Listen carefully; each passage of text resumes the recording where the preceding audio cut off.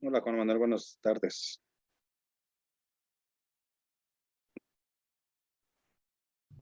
Buenas tardes, maestro. ¿Qué tal? ¿Todo bien? Sí, sí, aquí estamos ya esperando la sesión. Perfecto. Muy bien, ahí está nada más que nos den acceso. Ay, ¿quién, quién quería entrar? Ahí está. Todos admitidos. Vámonos.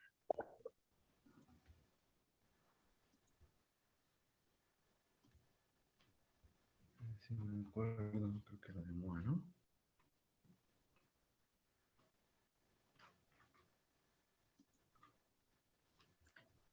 Hola, profe, buenas tardes. ¿Qué tal, Rogelio? Buenas tardes.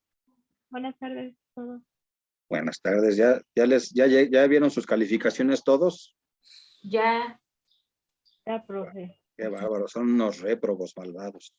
No, salieron bien todos. Todos. Nadie sacó mala calificación.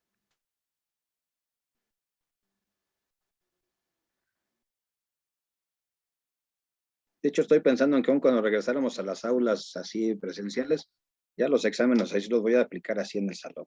Para que todos saquen su celular y ahí mismo a contestar. Ya nos evitamos el papel. Más rápido. Pues sí, y ya califica de inmediato, porque cuando es así, híjole, pongo hasta a mi hija que califique exámenes. Órale, ponte a calificar. A mí me gusta. Ya te voy a correr, a mi hija está aquí de metiche. ¿Y no lo marca usted, profesor, en la planeación? Sí, ¿verdad? Del 24 de abril se salta al 8 de mayo para la Sí, unidad 11. está bien, para que descansen. Y me puede ir un ratito a la montaña. Bueno, gracias por estar aquí. Esta es nuestra clase del día 24 de abril. Bienvenidos aquí a todos y gracias por el examen pasado. Vamos a empezar esta unidad que es la unidad 9. Ya vamos a empezar así que con la segunda parte. Esta unidad 9 pues es bastante interesante porque seguimos hablando sobre la inversión extranjera. Y estos son sus dimensiones.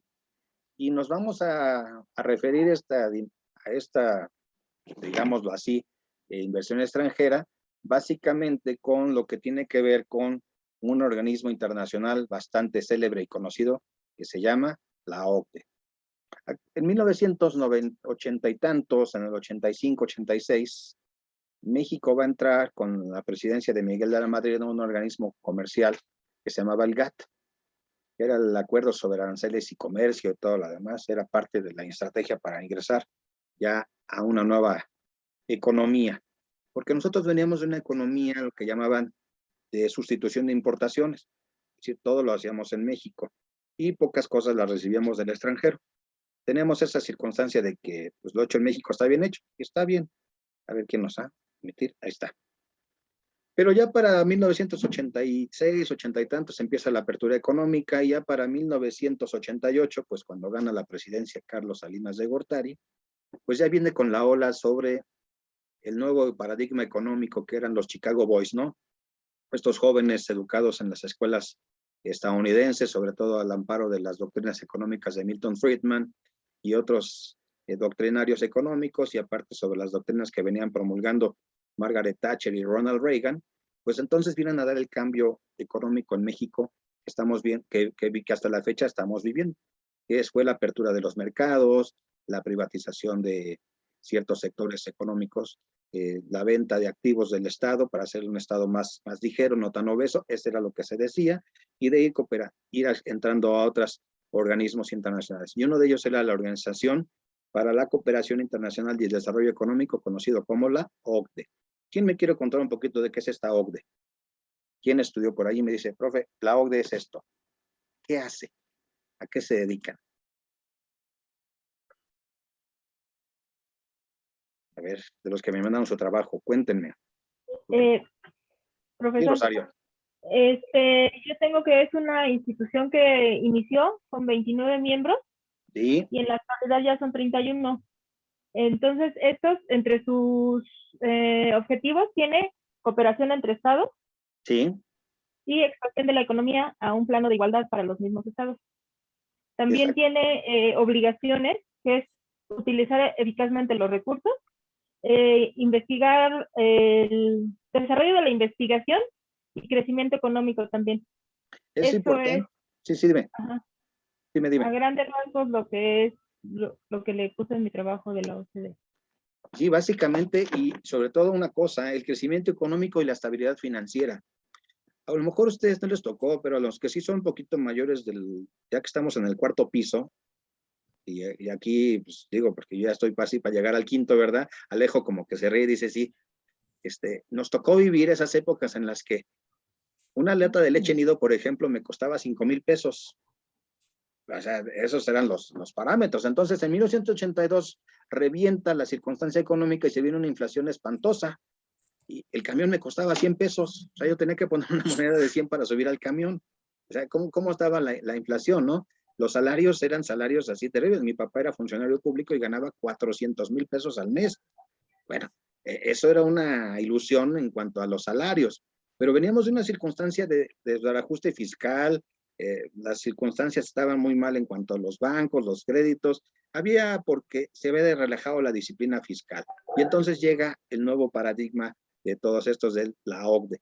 Para entrar entonces a ser parte de este selecto club de la OCDE, pues se nos pidió que teníamos que hacer ciertas circunstancias, modificaciones a nuestra ley, teníamos que hacer este tipo de circunstancias, ¿no?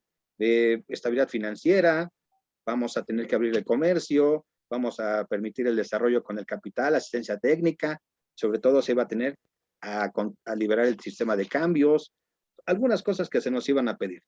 Y entonces la inversión extranjera tiene sus grandes ventajas, sí. Las vamos a estudiar tantito, aquí ya lo tengo por aquí. Ahí se ve bien, sobre la inversión extranjera. Aquí lo traigo a colación. ¿Sí se ve bien? Sí, sí. Muy bien. Esta inversión extranjera va a tener... Perdón, profesor. Mande. Perdón la interrupción. Nada más para comentar, según la página de la OCDE, ya lleva 37 miembros, ya no son 31. Bueno, pues bienvenidos aquí. Imagínate, de 195 países, solo 37 son miembros, es algo muy importante. Sobre todo, ¿saben qué? El director o el que preside la OCDE es un mexicano, es José Ángel Gurría. Él incluso fue secretario de Hacienda, fue secretario de Estado en México, de Relaciones Exteriores también, de esos funcionarios del cedillismo, y después ya se fue para allá. Pero bueno, es tamaulipeco, es un mexicano el que preside la OCDE. Y sobre todo ellos van a dar recomendaciones sobre lo que tienen que hacer los estados. Pero bueno, cuando ya tenemos una inversión extranjera, en nuestro caso, por ejemplo, pues vamos a tener que, los puntos a favor son aportar capitales para desarrollar el país. Obvio, muchas regiones del país se han desarrollado gracias a esa inversión extranjera, saca agua. Agiliza y dinamiza la economía nacional, inyectándole dinero, pues como no, raudales, va a generar recursos de pago de impuestos, ayuda a que se especialicen los trabajadores y aporta tecnologías modernas. Obviamente, pues en los años 80 nosotros veníamos de unas economías cerradas y evidentemente, pues porque incluso los mayorcitos sabemos que si queríamos un aparato nuevo, bonito, tenías que irte a la frontera y comprarlo allá del otro lado, o esperar a que en Tepito llegara el aparato de moda y ya te lo trajeran. Decían que era de fayuca o de contrabando. Es más, querías tus Sai Jordan, pues ahí los comprabas. Porque había una economía más cerrada. Bueno, los puntos en contra. Esto es importante, lo voy a ampliar un poquito. Por lo general, van a adquirir un monopolio debido a su superioridad financiera o técnica. Por ejemplo, en esos años se vino a dar, después de la que José López Portillo va a nacionalizar la banca, dice, ya nos saquearon, no nos volverán a saquear, se nacionaliza la banca. Del 82 al 88 los bancos eran nacionales, incluso cuando tú decías banco tal, se le ponía SNS, Sociedad Nacional de Crédito. Y entonces después se van a privatizar. Pues bueno, tuvieron entonces un factor monopólico, muchos de estos bancos hoy en la actualidad, pues tienen superioridad financiera técnica, pues en algunos casos sí, o las empresas que vienen de otros países. Van a desplazar las empresas locales y dificulta la creación de industrias nuevas con el ramo donde despliega su actividad. Evidentemente, pues nosotros no tenemos una industria automotriz propia, toda la industria automotriz que tenemos es extranjera, o tenemos autos propios, pues no los tenemos, ¿no? Puede originar descapitalización debido a los pagos que deben realizarse por concepto de intereses, uso de marcas, patentes, diseños, industria, etcétera. Esto también nos puede causar un problema. Y la 4, esto sí la vivimos, transfiere ganancias al extranjero. En los años 2000 y cacho, cuando BBV España, Bilbao, Vizcaya, tuvo problemas muy serios en España de liquidez y de que se iban a la quiebra, pues quien rescató con los fondos necesarios fue México. La sucursal mexicana fue la que les dio todos sus capitales para resistir el embate de los problemas financieros que tenían. Como aquí cobran los intereses que pueden cobrar, que no cobran allá, pues con eso resistieron. Y esta inversión está ligada a los intereses del exterior y puede servir como medio de presión política. Cuando hay una empresa grande, muy importante, lo primero que hacen es los otros gobiernos intervenir. Acuérdense, ahorita tenemos el asunto canadiense de las minas. No pagan los impuestos, depredan el ambiente, causan problemas sociales, tienen líderes sindicatos charros, tienen guardias blancas, hay asesinatos, hay en todo. Pero si algo pasa y se les quiere meter en cintura, le van a llamar a su gobierno. Y pues obviamente hay presión política para que no se les toque. Y la 6, obedece al ánimo de lucro y no la satisfacción de las necesidades sociales del país. Hay un pleito ahorita, pues lo vimos la semana pasada con la creación de la Comisión Federal de Electricidad. Las grandes empresas estaban en los centros comerciales, en las grandes ciudades, pero no en las rancherías, en los pequeños poblados. Hoy lo mismo sucede con el Internet. Las grandes empresas proveen el Internet en donde hay lucro, pero pues no van a las rancherías ni a los pequeños pueblitos donde están apartados. Entonces, pues como no hay lucro, no lo van a hacer. Entonces van a sus propios intereses. Bueno, ¿hasta aquí estamos bien? Bueno, ahora bien, quiero leer esta parte sobre de la... Y me voy a quitar un poquito la imagen y voy a regresar ahorita después. Para hacer ingresar a este grupo selecto, México tuvo que hacer reformas a su marco jurídico. Sobre todo, ¿a qué ley fue a hacer las reformas? Y esta sí es pregunta de examen. ¿A qué ley le dio reformas para poder entrar a este grupo selecto? A la ley de inversión extranjera. Así es. Fue lo principal. Principalmente tuvieron que hacer esa modernización y ese tipo de reformas para ir liberalizando la economía de tal manera en que se fuera abriendo a los sectores privados hasta llegar al 100%. Claro, no como lo vimos en sus transitorios. Ahora sí que hablando de transitorios que están de moda ahorita, por ejemplo, en el curso de público estuvimos hablando un poquito de ese asunto de la ampliación del periodo del ministro Saldívar. Y se puso interesante. Entonces, esta ley fue hecha con el propósito de atraer los capitales, de estar a tono con lo que la OCDE nos pedía, que era liberar la economía, permitir la entrada de capitales, dar facilidades, es decir, llegar hasta el 100%. Entonces, solamente nos fuimos a reservar ciertos sectores, el financiero, el marítimo, el fiscal, seguros, el comercio y a medio ambiente y turismo. Pero de ahí en fuera liberalizamos todo. Todo fue una apertura, entonces tenemos ya hasta que incluso ahorita el sector eléctrico también fue abierto en los años en que se hizo esto, los 90s, todavía el sector eléctrico y el sector energético del petróleo en especial eran considerados estratégicos del Estado. Claro, los fueron abriendo con estas circunstancias de ir dando permisos, concesiones y violando la Constitución, que no sé por qué ahora son tan quisquillosos en el respeto a la Constitución, si en los 90s la violaban a todo dar. Pero bueno, eso era lo que nos pasaba. Pregunta de examen, ¿qué fue lo que hicieron, o lo que hizo México para entrar a este club? Pues reformar su ley de inversión extranjera. Si la tienen en su radar, lo van a ver, si no, ahorita lo van a ver en la que les voy a dar. Bueno.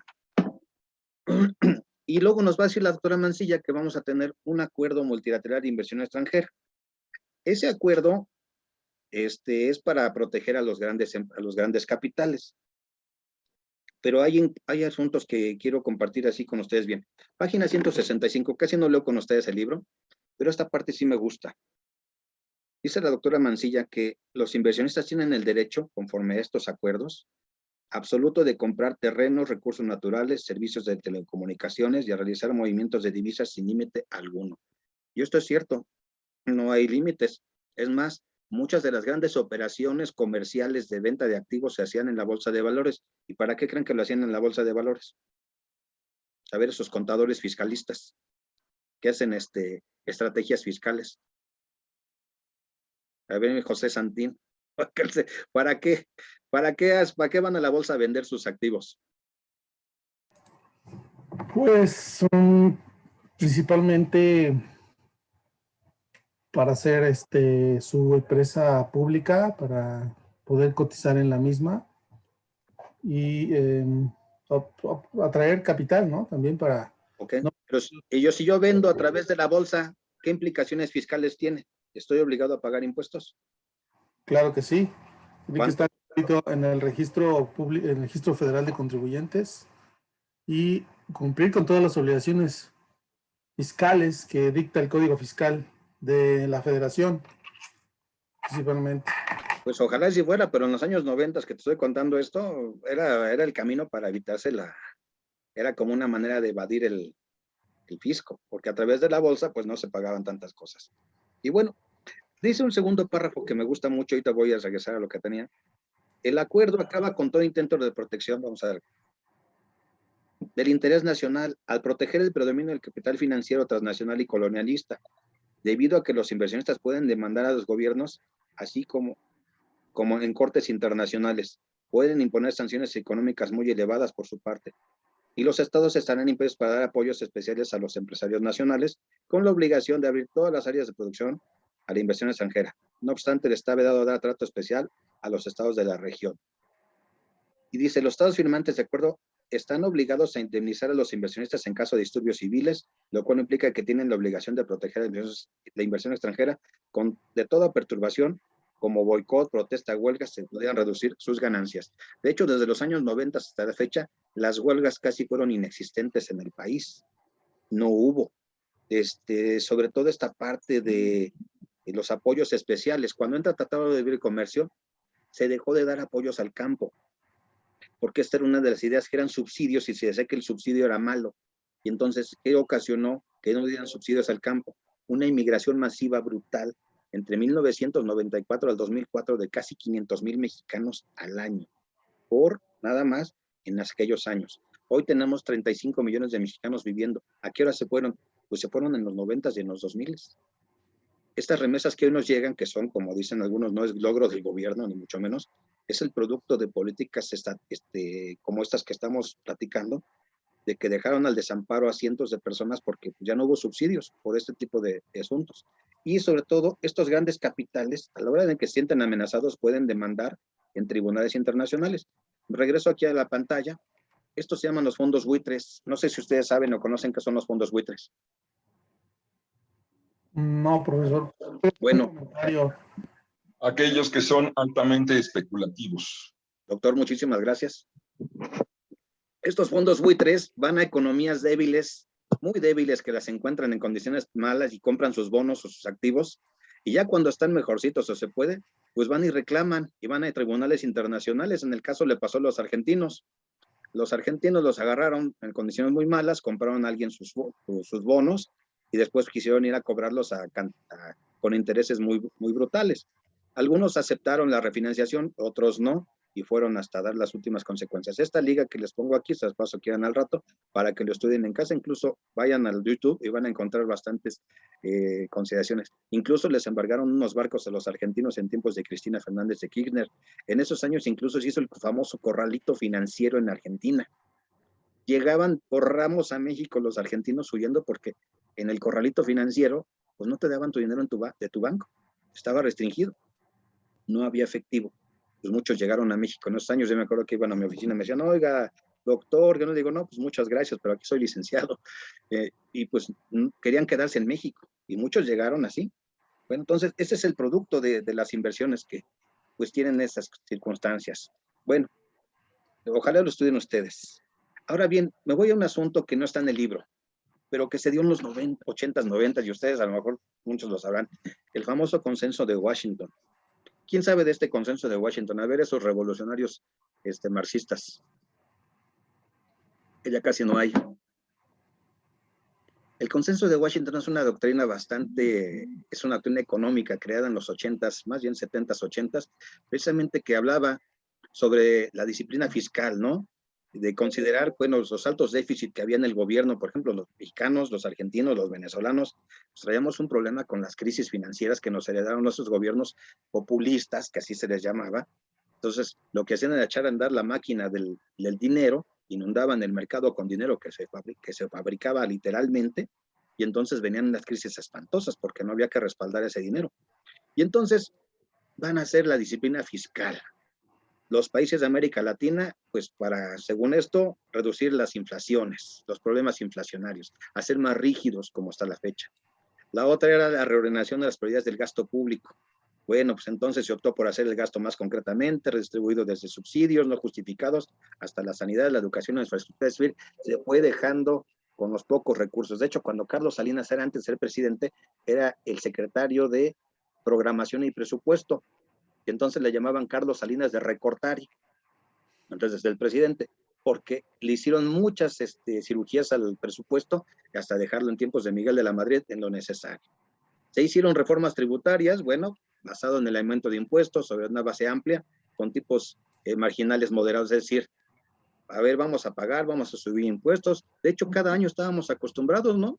Cada año sabías que iban a aumentar los impuestos, los derechos y contribuciones de ciertos bienes y servicios que daba el Estado. Yo crecí con eso, ustedes también, y siempre supimos que cada año se tenía que hacer. De hecho, el IVA era del 10%, después pasó al 15%, ¿y ahora de cuánto es? 16. 16. ¿Quién se acuerda de la roqueseñal? A ver, los más grandes. ¿Cuál fue la roqueseñal? ¿Se acuerdan en esa noche del 12 de diciembre del 95? Humberto Roque Villanueva haciendo la roqueseñal. Se las dejo de tarea. Es uno de los momentos más penosos de la Cámara de Diputados, Sí. porque justamente Humberto Roque, líder de la bancada del PRI en San Lázaro, en los diputados de San Lázaro, festejaba que en la ley de ingresos se incrementaban los impuestos. Era como festejar que íbamos a ser más pobres a la población mexicana, ¿no? Finalmente es un episodio muy triste del Congreso mexicano. Sí, y todavía hasta la fecha lo sigue la roqueseñal, porque era muy prosaico lo que hizo, pero es cierto, se festejaba algo así. Bueno, y después aquí tenemos otro detalle muy impactante, el tipo de cambio. Se tenía que hacer liberalizar el tipo de cambio. En los años 80 todavía el tipo de cambio el gobierno lo controlaba. Hoy a la fecha eso sería imposible, el tipo de cambio está libre. Y también se va a liberalizar las tasas de intereses igual. Había un control de Ferro y del Estado sobre las tasas de interés de los bancos. Hoy en la actualidad, pues cada quien cobra lo que quiere y como quiere. Claro, esto se volvió un mercantilismo salvaje porque pues te cobran lo que quieren. Claro, el mercantilismo para nosotros los ahorradores. Pero si tú tenías ahorrado un dinerito y le querías cobrar los intereses al banco, había un caso en 1999, me parece, de una señora que conforme a sus contratos de depósito que tenía de 1985, le quiso cobrar al banco unos intereses que a él y a ella le habían prometido. Era una millonada. Y llegó hasta la Suprema Corte y la Suprema Corte falló en favor del banco, es decir, no, de la señora, porque si no iba a ser un precedente brutal. Luego les consigo ese antecedente. Y luego la liberación de las inversiones extranjeras, apoyar capital, tecnología y experiencia. Es decir, todas las economías casi latinoamericanas experimentaron esto en los años 90. Liberalizar la economía y la privatización, basada en la idea de que la industria privada es gestionada más eficientemente que las empresas estatales. Esto es un dogma casi de fe del neoliberalismo. Las prácticas son mejores las empresas privadas. ¿Qué tenemos de resultados? Bueno, pues positivos, baja la inflación, porque como les voy a repetir, se vivió una inflación brutal en los 80s. Terrible. Bajas del déficit presupuestario, es decir, ahí se controlaban las finanzas, disminución de la deuda externa, que cuando yo era un joven de secundaria, pues hablaba de la deuda externa como algo terrible, y aumento fijo de los capitales. Estos eran lo que nos trajo Pero ¿qué nos dejó de resultados negativos? No se consiguió el crecimiento económico. Algunos académicos lo llaman a los 90 la década perdida. Acuérdense, 500,000 mexicanos salen de este país en esos años, y ahora son 35. Yo aclaro, sus remesas salvan esta economía. Es una válvula de escape. El gobierno sabía que se iban a salir, los daba permiso, y los estadounidenses también les daban permiso de entrar porque pues, era mano de obra barata y a precios. Bueno, decía Fox y decía algo muy, muy irrelevante. un día hasta se enojaron con él la comunidad afroamericana. Decía, los mexicanos hacen el trabajo que ni los negros quieren hacer. Se le aventaron a Fox, terrible, pero pues decía la verdad, los mexicanos iban a trabajar. Y bueno, ausencia de progresos sociales, deterioro de derechos humanos, hubo en cantidades. Hasta aquí. Y bueno, hasta aquí nos vamos a quedar tantito. En esta parte ya nada más las medidas de protección, inconvertida de la moneda, como restricción cambiaria, que puede impedir envío de ganancias al exterior. Esto es sagrado. No le puedes restringir a las grandes empresas que envíen sus capitales o sus ganancias al exterior. Y está prohibida las expropiaciones furtivas. Es decir, no pueden expropiarse, está muy mal visto. Incluso uno de los pleitos con Hugo Chávez es que se puso a expropiar las empresitas allá, y esto le trajo consecuencias después. Tampoco acerca de impuestos discriminatorios, control de precios, subsidios gubernamentales, es decir, fue cambiando el modelo económico. Y riesgos bélicos, bueno, pues ocasionarse por disturbios en el receptor. De hecho, como les voy a decir, no hay huelgas importantes desde 1994 a la fecha, no existen huelgas relevantes en este país. Hasta aquí este breviario cultural, muchachos, que espero que ustedes lo entiendan. Esta parte es muy importante, el consenso de Washington, porque nos da una idea de cómo la economía se fue cambiando a lo que hoy vivimos. Puede ser bien o mal, el Tratado de Libre Comercio fue una maravilla para ciertos sectores mexicanos, trajo muchas bondades, pero por otro lado trajo mucha desigualdad social y económica. Es decir, no es el mismo desarrollo entre las comunidades del sur, las de México, lo que es Michoacán, Guerrero, Chiapas y Oaxaca, que están muy marginadas comparadas con las comunidades del norte de México, que tienen un desarrollo distinto a las del centro del país. ¿O ustedes cómo la ven? ¿Hay igualdad? Hay mucha diferencia, profesor. ¿Mande? Hay mucha diferencia en situación económica, contrasta mucho la parte, digamos, la gente de Oaxaca, Chiapas, Guerrero, con la gente de los estados del norte. No, sí, O sea, claro. de un Nuevo León, Sí, entonces, Coahuila. ¿cuál será la diferencia? Sí, Pero la economía, principalmente, ¿no? Ha habido más apoyo. La gente también es más trabajadora. Pues yo no creo en eso, creo más bien en las oportunidades, ¿no? Yo siempre he visto gente muy trabajadora, ¿no? En todo lo que se da. Pero sí he visto que son diferentes las circunstancias de cada región. Sí, Mauricio. La cultura también. Son cuestiones, pero yo viví en el sureste y son gente también muy trabajadora, pero las oportunidades son diferentes. Vas a la tierra de... Pero las oportunidades... Yo creo que el tema fue más bien un tema de orientación geográfica de hacia dónde tenían que fluir los productos.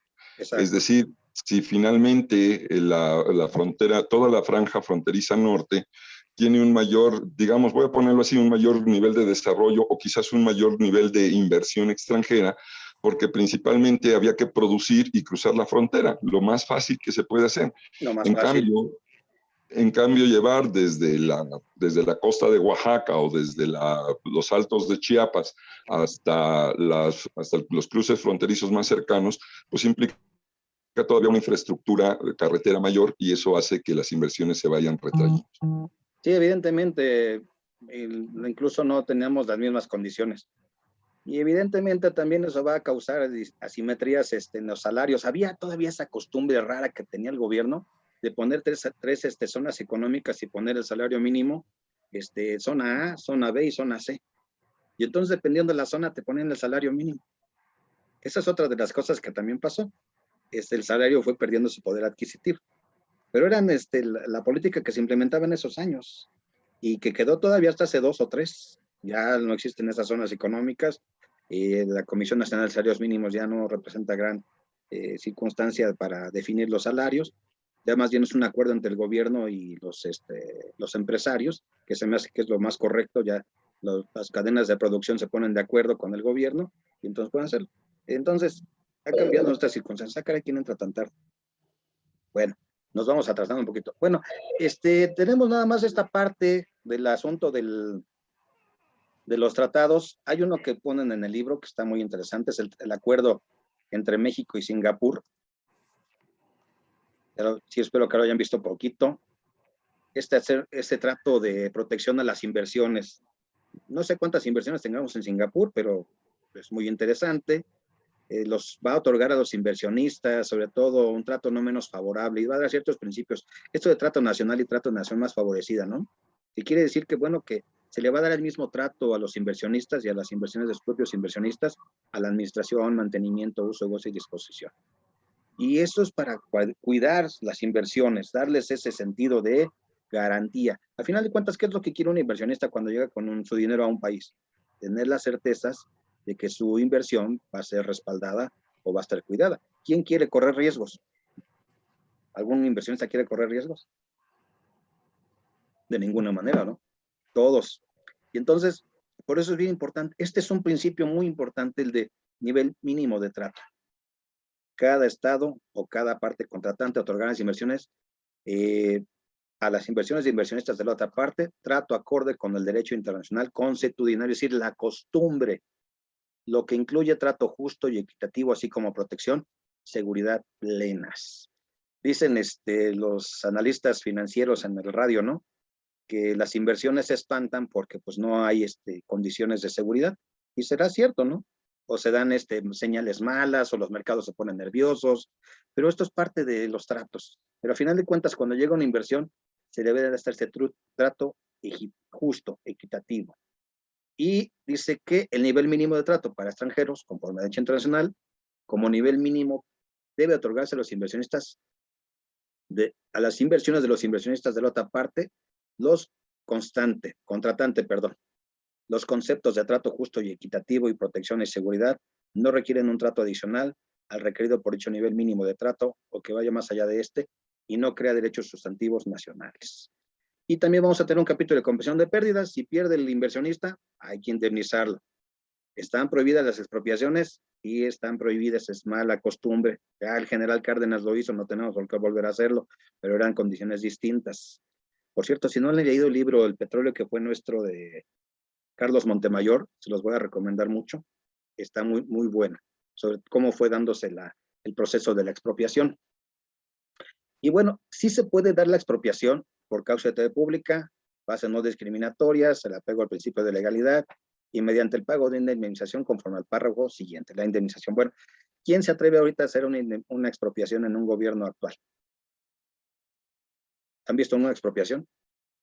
No. Eso es una mala señal para los inversionistas, entonces habla de que el gobierno, es decir, yo incluso me acuerdo de que algunos críticos del actual gobierno decían, no, es que va a expropiar, no, yo no he visto ninguna expropiación, no, es que con las nuevas leyes está haciendo una expropiación, pues tampoco, una expropiación es cuando el gobierno realmente dice, colocar sobre utilidad pública, y esto es un concepto, vamos a verlo, muy subjetivo, y está en la ley de expropiaciones, la causa de utilidad pública tiene que ser para objetos sociales muy determinados. Por ejemplo, si se expropian inmuebles o predios, yo llevé mucho agrario. ¿Qué es lo que hacía el gobierno en los años 90 a través del Fideicomiso Fondo Nacional de Fomento Ejidal? Es un fideicomiso que expropia, o más bien la Secretaría de, dependiendo, ¿no? De Economía, perdón. La Secretaría de Economía expropiaba ciertos predios para hacer naves industriales en zonas económicas como Tampico, Yucatán, Sonora, además, pero los expropiaba a los ejidatarios, no a las empresas internacionales. Esos predios expropiados se los daba a las empresas o a los inversionistas para que hicieran ahí desarrollos industriales. Pero ¿qué pasa si en 5 años no daban cumplimiento a la causa de utilidad pública?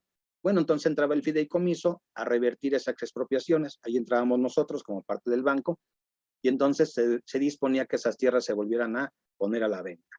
Pero era expropiación a los ejidatarios, no a las grandes empresas. Esa era la diferencia. Ese es el mismo modelo que utiliza Vicente Fox con el aeropuerto, aquel del año 2001, 2002, en San Salvador Atenco. Pues sí, pero les quería pagar a precios de miseria. Ese fue el pleito. Y el último modelo o el último caso de expropiación se da con el gobernador Bonilla en Baja California. Ah, sí, tiene unas 2 semanas. Que está queriendo expropiar el Club Campestre. Pero ¿para qué pasa? ¿Cuánto puede costar el club campestre? ¿Cuánto te imaginas que puede costar? Yo no conozco Tijuana, pero tengo amigos allá. Deben de ser millones de pesos las tierras que están ahí asentadas, a valor catastral deben ser millones de pesos. Millones, una millonada, y de verdad necesitarían expropiarlo cuando ese dinero lo puedes destinar a otras cosas. Es un pleito político el de Bonilla, ¿eh? Sí, tiene que ver más bien con una cuestión más, digamos, de ideología, ¿no? Y como, pues, de reivindicación de su gris papel. Exactamente. Bueno, gracias, Mauricio. Mira, ya nada más, transferencias van a ser libres, hay la permisión, la subrogación sobre asuntos y sobre todo la solución de controversias. Vamos a tener consultas, va a haber paneles arbitrales, sometimientos de reclamación, los árbitros tienen que ser 3, uno por cada parte y otro lo va a designar ya entre ellos, los costos se van a poner de acuerdo, es decir, hay todo un procedimiento para las controversias en caso de, porque nos vamos al siguiente tema. Bueno, hasta aquí alguna pregunta sobre las inversiones y demás. Bueno, no están, las expropiaciones no es que sean malas, es que también dan una mala imagen a la circunstancia. Unidad 10. ¿Alguien tiene algo para recordar aquí? Pues según he leído, profesor, creo que es costoso permitir la inversión extranjera, ¿no? Tiene un costo muy alto, ¿no? Sobre todo por la protección, ¿no? Y el estar dentro de estos acuerdos, ¿verdad? Son muchas las exigencias hacia el Estado, creo yo. Son muchas. Mira, por ejemplo, en los años 90, 80, las grandes maquiladoras se instalaron, como dijo muy bien Mauricio, en la frontera, por la facilidad y por los beneficios fiscales que se daban, pero ocasionó un conflicto social terrible. Muchas mamás tuvieron que dejar sus hogares para irse a trabajar a las maquiladoras. Sí les pagaban bien, les daban ciertos servicios, pero los hijos se quedaron solos. Y al quedarse los hijos solos, ¿qué creen que pasó? Fue un problema social. Pues los engancharon las bandas, los amigos en la calle, no los maras, los cholos, los maras son de El Salvador. Entonces, ese tipo de desarrollo también trajo consigo modelos negativos, que hoy pues los vivimos. Pero la inversión como tal no es mala, lo malo es el sentido que les damos, o que se le ha dado. Depredar incluso las regiones, las zonas costeras, se construyó en manglares, se permitió construir en zonas que no debían de hacerse. Pero bueno, vamos a ir. Bueno, gracias. Vamos al siguiente tema. Lo vamos a ver, las fuentes del derecho. Nos vamos a ir rápido para allá, para verlas. Fuentes del derecho. Bueno. Espero que hayan visto las fuentes del derecho, ¿verdad? Sí. Bueno, a final de cuentas vamos a tener las escuelas. Esto es más doctrinal, ¿eh? No es de verdad lo que quisiéramos, porque es un capítulo larguísimo. Y vamos a tener algunos, los glosadores, los posglosadores, los estatutarios franceses, los holandeses, ingleses, el Código Civil de Napoleón, que al final de cuentas decía Napoleón, mis guerras y mis batallas pasarán desapercibidas, pero mi código no. De hecho, fue el código que más influyó en la América hispana, el Código Civil de Napoleón. En Estados Unidos, pues Joseph Story, al que se le atribuye que sea el creador de la frase derecho internacional privado, que hasta la fecha hay quienes dicen que está mal empleado. Y bueno, son algunos de estos grandes pensadores o juristas que nos van a dar el marco teórico necesario. Vamos a tener rápidamente aquí, las fuentes internas, las reales o las ontológicas, son aquellas que, pues por los autos naturales, los hechos, los seres humanos, pues se abusa de los problemas, se observa y entonces nos va a dar para que podamos crear unas normas. El ejemplo clásico lo pone ahí la doctora Mancilla, el no circula. A partir de que tenemos un gran problema de contaminación y el medio ambiente, ¿qué vamos a tener? Pues vamos a crear una ley, el no circula, ¿verdad? Me acuerdo mucho cuando Miguel Ángel Mancera quiso hacer el no circula extensivo y el doble y demás, me fui al amparo y le gané y dije, bueno, estuvo bien como académico.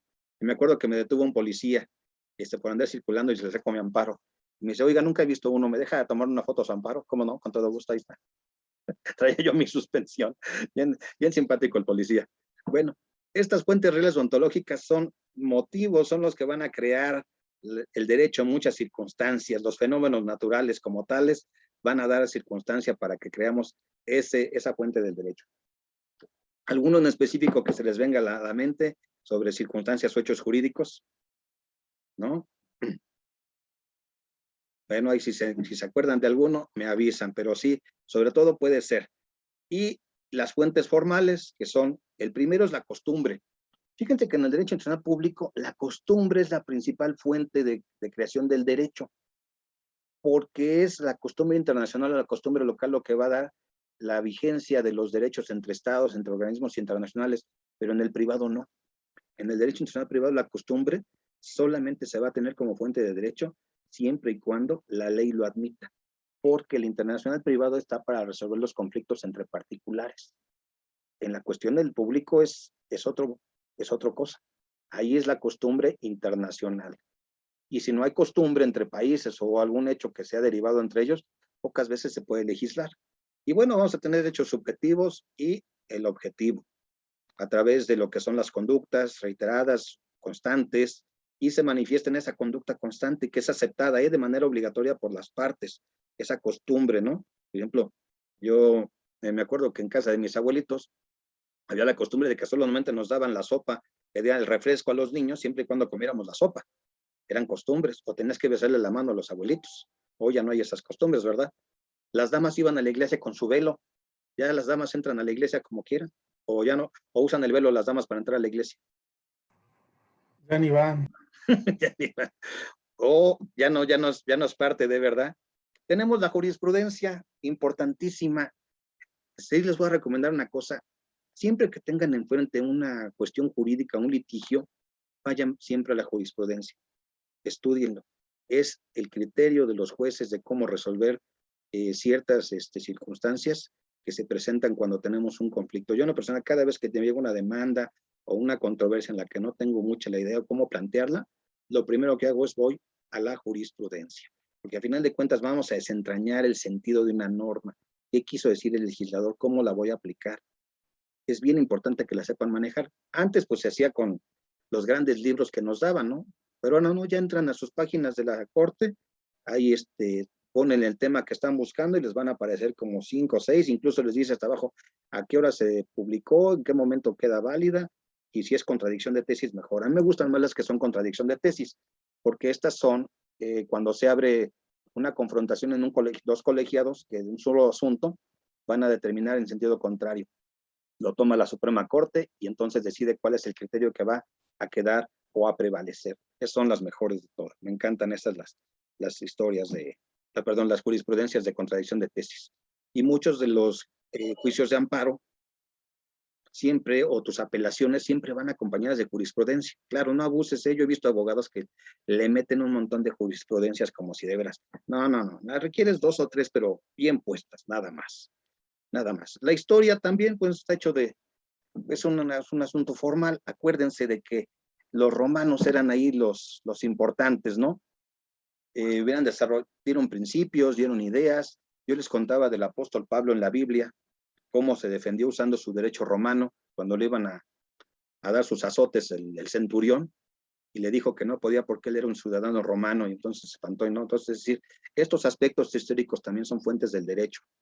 Y también porque los juzgadores romanos, aquí como lo dice aquí, aplicaban la ley de origen de la persona, respetaban la norma extranjera y tenían previo cuidado de esas circunstancias. Bueno, después viene un asunto de que va a caer el Imperio Romano, van a entrar los bárbaros a lo que era su imperio y vamos a tener la Edad Media. Pero en la Edad Media se va a confundir un poquito porque si vienen los señores feudales, y en los señores feudales, ¿qué derecho prevalecía? Si ustedes leyeron La truculenta historia del capitalismo del maestro Rius, se las recomiendo, pues básicamente los señores feudales, la ley que imperaba era la de su feudo. Hacían lo que querían. ¿Se acuerdan de ese famoso, mande? ¿Se acuerdan del famoso derecho de pernada de la Edad Media? ¿A qué se refería el derecho de pernada? A ver, las compañeras feministas. Que el señor feudal tenía que, era el primero que tenía el derecho a pasar la primera noche con la mujer que recién se casaba. La prima nocte le llamaban. Y evidentemente eran costumbres de la Edad Media. Pues era el derecho del señor feudal. Entonces se va perdiendo el derecho romano y esas circunstancias, pero va a retomarse un poquito después con esta de las leges barbaborum y las leyes romanas. Al principio, pues convivían las dos comunidades bien, pero después se fueron, pues ahí los bárbaros vieron bien a las romanitas, las romanas vieron bien a los bárbaros, y después el estatuto personal va a cambiar y va a darse una circunstancia diversa. Pues, ¿cómo vamos a resolver el conflicto? Pues ya todos están revueltos aquí, ya no hay un estatuto personal. A ver, permítanme. Entonces, debido entonces a esto de la Edad Media, vamos a tener los estatutos personales que se van a extinguir poco a poco. Si ustedes leen un poquito luego de los goliardos, eran esos estudiantes que iban en las universidades haciendo sus desmanes, pues no los podían juzgar porque decían que el único que los podía juzgar era el Papa. Eran terribles estos estudiantes, iban de universidad a universidad, pero tenían un estatuto personal. Y entonces su estatuto personal los protegía de sus desmanes, sus delitos y sus averías. Y entonces, pues por eso los jueces hoy usan la toga como una reminiscencia de cuando los jueces de estas universidades, pues eran religiosos básicamente, y los iban a juzgar. Hasta que llegamos a lo que son los glosadores. Esta escuela es muy importante, pregunta de examen, la van a ustedes saber. Estos glosadores van a tener a los romanos como la expresión máxima de ese derecho, del derecho a los romanos. Los van a rescatar. ¿Por qué van a ser los glosadores? Bueno, pues como está aquí en estas imágenes, van a ser en los libros que ellos van a encontrar, les van a hacer sus anotaciones, sus textos, y van a hacer las glosas. Y eso es una escuela muy importante, bueno, porque va a salir otra vez a la luz el derecho romano que se había perdido en la Edad Media. En esa Edad Media, como les digo, era el derecho del señor feudal, que sí había derecho, sí, pero no como se había tenido en la Roma. Y entonces estos glosadores llevaron sus creaciones, pues a otras interrogantes, ¿no? Y hasta llevarlo a las escuelas de los posglosadores, que vamos a tenerlas por acá. Digo que vamos rápido. Ah, no, ya me pasé. Aquí está, perdón. Vamos a tener, por ejemplo, si ustedes sabían que la frase de Jus semper loquitur se deriva de la lex semper loquitur, por eso tenemos el auditorio. Fue una frase que decía Bartolo de Saxoferrato, que es que la ley siempre habla, nada más que ya cuando hicieron el concurso para poner el auditorio, luego les cuento la historia de por qué es el Jus semper loquitur. Bueno, estos posglosadores van a ser más bien ya una escuela más centrada a darle una sistematización al derecho. No solo el estudio, a sistematizarlo, a clasificarlo y a darle un orden. Y entonces ellos van a hacer dos principios: el buen sentido, dar cada ley y la aplicación que le corresponde según su propia naturaleza. Y van a clasificar las leyes y la elección de la ley competente. Porque este era un problema, el del estatuto personal. Si llegaba alguien de un pueblo del centro de Europa, no sé, a Italia, pues el problema era que si moría ahí o tenía su herencia, tenían que saber con qué estatuto iban a juzgarlo, y con el estatuto de donde había muerto o con el estatuto de su nacionalidad. Era un problema entonces en aquellos entonces para saber cómo resolver esos conflictos entre las partes. Y entonces, este Bartolo de Saxoferrato es uno de los grandes juristas de esos años del siglo XIV. Pues muy bien, no nos vamos a quedar aquí ni en las escuelas, me voy a la que sí nos importa, las que son de los exámenes. Estas escuelas no las pongo como parte del examen, así que ni se preocupen no se los voy a mandar, pero sí las tendencias del siglo XX. Disculpe, profesor. Mande. Este material nos lo podría compartir. Me parece que sí, nada más, ya sabes, como dijo, pedid y recibiréis. Tú nada más dices. Porque se le da un poquito el sonido, no sé si sea mi equipo o usted, perdón. No sé, ¿ahí me escuchas bien? Ya, ahí ya. Y bueno, nos indica la cuenta, por favor. Bueno, ya nada más. Perdón, profesor, y además nos va a hacer favor de darnos una guía, la guía. Claro, la guía va a estar terminando el curso, terminando la clase, les voy a mandar la guía. Ah, muy bien, gracias. O quieren, no se las mando, no sé, ustedes díganme. No, sí queremos, por favor. Por ¿Sí? favor, sí. Ok. Bueno, el derecho internacional privado, el actual, ya dejamos del histórico, está creado por normas estados para resolver problemas, circunstancias, y es un proceso de creación entre los estados, los convenios. A final de cuentas, los estados se deben de poner de acuerdo sobre cómo resolver conflictos. Acuérdense que ya vivimos en un mundo en donde hay parejas, hay intercambios, hay empresas, hay comercio. Aquí no es el derecho mismo, sino la voluntad de las partes la fuente del derecho. Vamos a tener organismos o convenios multilaterales, bilaterales, pueden ser universales, regionales nada más, y entonces se van a incorporar al derecho interno, pueden sustituirlo mediante creación de una ley interna. En el caso, por ejemplo, de las leyes modelo, las leyes uniformes, pueden después pasarse a ser parte de nuestro sistema jurídico. En el caso de la ley, de antes era la ley de quiebras, ya no se llama así, ahora tenemos una ley distinta para este asunto sobre los concursos mercantiles.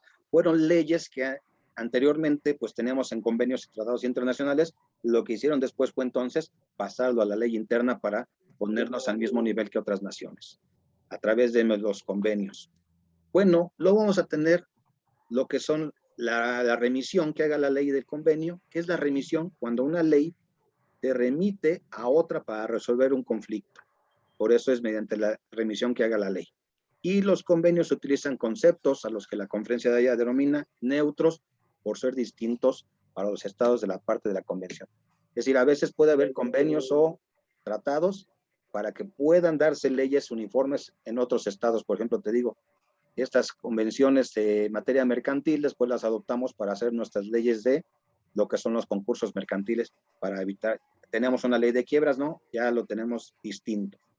Ahora vamos a tener un derecho institucional, interinstitucional y las tendencias regionales y universales. Tenemos de todo, como dicen los tamales, a través de la Organización de Estados Americanos. Acuérdense que nosotros tenemos lo que es la Convención Interamericana de Derechos Humanos. Cuando se están refiriendo los jueces o ustedes escuchan sobre el control de la convencionalidad, se están refiriendo a la Convención Interamericana de Derechos Humanos, porque es un organismo regional para nosotros. Nosotros no somos parte de la Unión Europea, ni de la Unión Africana, ni de la Liga Árabe, ni de nada de eso. Nosotros somos parte de la Organización de Estados Americanos.